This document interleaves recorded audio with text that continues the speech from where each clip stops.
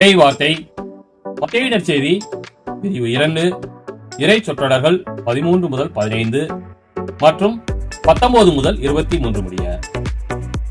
ஞானிகள் திரும்பிச் சென்ற பின் ஆண்டவருடைய தூதர் யோசேப்புக்கு கனவில் தோன்றி, நீர் எழுந்து குழந்தையையும் அதன் தாயையும் கூட்டிக் கொண்டு எகிப்துக்கு தப்பி ஓடிச் செல்லும். நான் சொல்லும் வரை அங்கேயே இரும், ஏனெனில் குழந்தையை ஏரோது கொல்வதற்காக தேடப் போகிறான் என்றார். யோசேப்பு எழுந்து குழந்தையையும் அதன் தாயையும் கூட்டிக் கொண்டு இரவிலேயே எகிப்துக்கு புறப்பட்டு சென்றார். ஏரோது இறக்கும் வரை அங்கேயே இருந்தார். இவ்வாறு எகிப்தில் இருந்து என் மகனை அழைத்து வந்தேன் என்று இறைவாக்கினர் வாயிலாக ஆண்டவர் உரைத்தது நிறைவேறியது.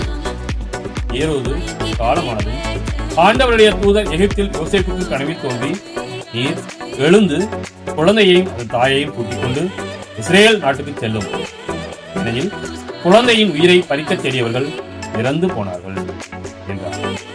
எனவே யோசேப்பு எழுந்து குழந்தையையும் அதன் தாயையும் கூட்டிக் கொண்டு இஸ்ரேல் நாட்டுக்கு வந்து சேர்ந்தார். ஆனால் யூதேயாவில் அக்கெலா தன் தந்தைக்கு பின் அரசாளுவதாக கேள்விப்பட்டு அங்கே போக அவர் அஞ்சினார்.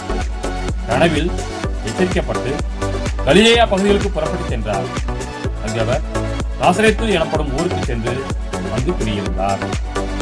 இவ்வாறு நசரேயன் என அழைக்கப்படுவார் என்று இறைவாக்கினர் உரைத்தது நிறைவேறியது. கிறிஸ்துவின் நற்செய்தி.